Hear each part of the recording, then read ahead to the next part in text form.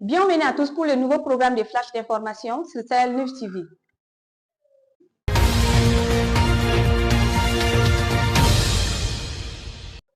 L'état-major général des armées informe l'opinion que 2 terroristes ont été tués dans le secteur de Dogofliba, cercle de Nyono, région de Sekou, le 27 février 2025.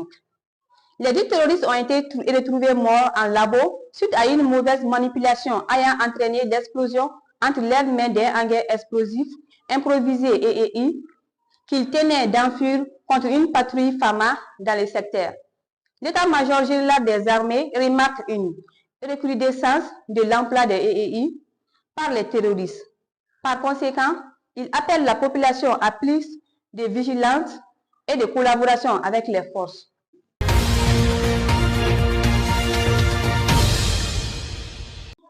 Le président de la transition, chef de l'État Assimi Goïta, a accordé une audience le mercredi 26 février 2025. M. Mohamed bin Abdulaziz Al-Khoulaifi, secrétaire d'État du Qatar. L'émissaire qatari a transmis un message de solidarité et d'amitié de l'émir du Qatar et a salué les efforts des autorités maliennes en matière de sécurité et de développement. Cette visite s'inscrit dans le cadre d'une tournée diplomatique en Afrique visant à consolider les liens entre Doha et les pays de la sous-région. L'audience s'est tenue en présence du ministre des Affaires étrangères et de la coopération internationale, M. Abdoulaye Diop, ainsi que du ministre de l'économie et des finances, M. Al-Husseini Sanou.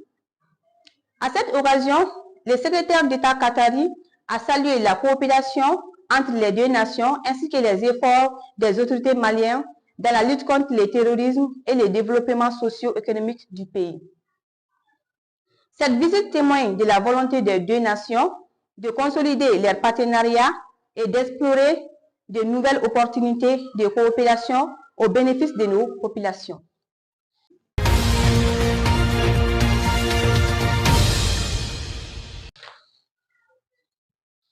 Musée des armées, les auditeurs de l'école de guerre du Mali, ses ressources.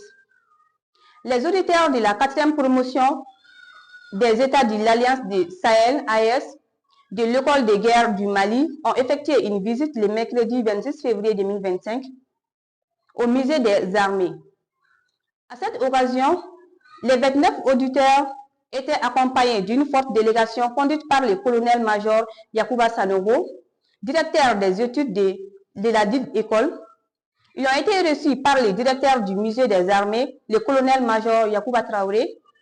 Il s'agissait pour les auditeurs d'approfondir leurs connaissances sur l'histoire militaire du Mali, de l'Afrique, les actes historiques de nos dévancés, les efforts des militaires du Mali au musée des armées qui devient de plus en plus mondial et l'incontournable.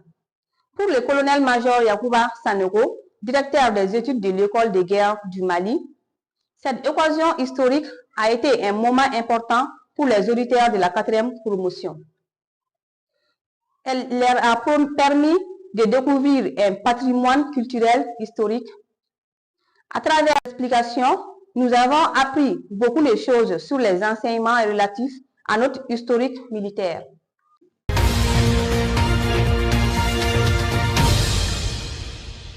C'est officiel, Ousmane Guino a été nommé directeur technique national DTN de la Fédération malienne de football.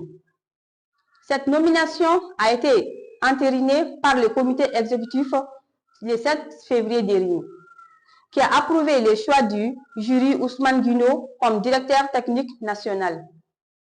Cette nomination concrétise l'engagement d'Ousmane ainsi que la reconnaissance de ses qualités professionnelles et personnelles. Menant une carrière dédiée au football et avec plus de 2 ans de gestion à la tête de la direction technique nationale en tant qu'intermédiaire, Ousmane Guino connaît et maîtrise parfaitement les rouages du football malien.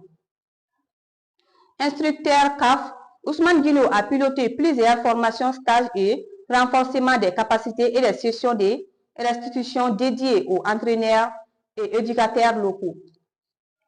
Il a également apporté son assistance technique auprès des sélections nationales 417 et seniors dames. Son expérience et sa connaissance dans les domaines seront des atouts majeurs pour mener à bien les nombreux défis qui attendent la FEMAFOOT.